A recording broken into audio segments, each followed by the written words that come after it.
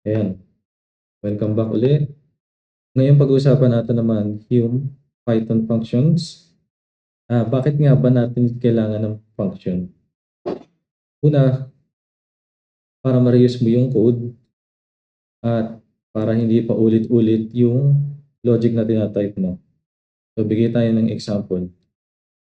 Kunyari yung student, meron siyang grade, let's say 86. Tapos, ang pinapagawa sa atin, i-check natin yung grade kung pass, fail, or honors. So, ang criteria na binigay nila, kapag ang grade, lagyan natin dito, if grade is less than 80, ipiprint lang natin, fail. Ngayon, kapag yung grade naman, kunyari ay greater than 90, yung mga honors. Else, yung default niya, lang siya. Kapag niran natin yan, makikita natin, passing, na 86. So, nandito siya sa default. Gawin nating line of or less than 80. Run ulit natin. Ito nakikita natin fail. Ginawa naman natin dito 96. Honors na nakalagay. So ngayon, isang grade lang yan. Paano ko sabi nung teacher natin na mag-evaluate ka ng mga 40 students? Marami.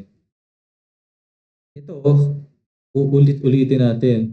Malamang ang gagawin natin dyan, kung wala kang function, copy mo yan, ipaste mo sa ilalim, lalagyan mo rito yung second grade. Kunyari, 89. Para ma-run mo yun ngayon. Yun. So, dalawa lalabas ngayon. Honors, passing. Yan, nakikita nyo ngayon, kapag dumami yung ika-calculate yung grade, magiging mahaba na yung code nyo. Ngayon, hindi maganda yon kung pare-pareho lang naman. In this case, itong portion na to, inuulit-ulit lang natin. Exactly the same yan. Yan yung indicator mo na kailangan mong gumamit ng function. Tsaka, para lahat na magka-calculate ng grade, pare-pareho yung behavior. Ayan. So, paano natin to gagawing function? Tingnan ko muna itong isa. Itong logic, kakat natin yan. Cut. Tapos, para mag-define sa function, gagamitin natin yung keyword na def or define. Tapos, yung pangalan ng function. So, halimbawa dito is evaluate grade. And then, ang parameter niya ay yung grade. Lagyan natin ng colon to indicate na this is a block. Function block. Yan, so naka-auto in din. Ayusin lang natin to. Select, press tab. So, meron na tayo ngayong function. Ito, evaluate grade. Ngayon, pwede nating i-collapse yan para medyo malaki yung screen natin. So, yung grade natin, 96. Testingin natin ngayon. Evaluate grade. Tapos, yung grade natin, which is 96. Ano natin? Honors. Tama pa rin, di ba? Ngayon, pag marami na tayong grades, kunyari, lagay natin ito sa array. Lagyan natin ang mga random values, 75, 7, 6, 85, 92. So ngayon, marami na yan. Pwede tayong mag-loop dito sa grades natin using yung for loop. So, for grades in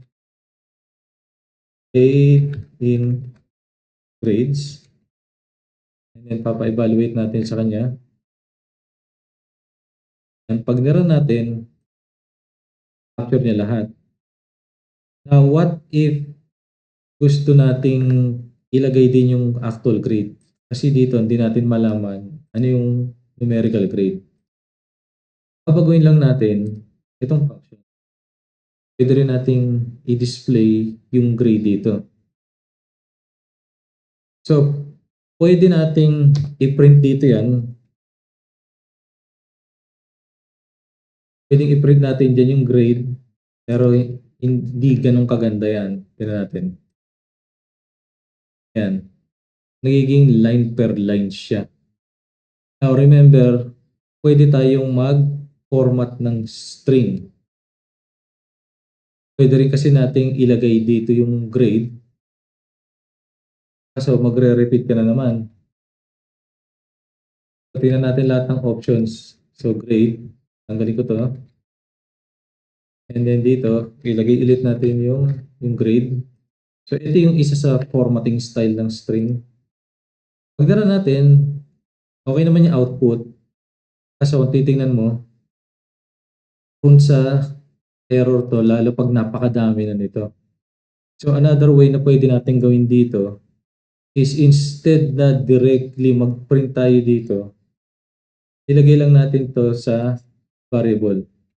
Let's say evaluation is fail. Kaya hindi lang natin sa iba.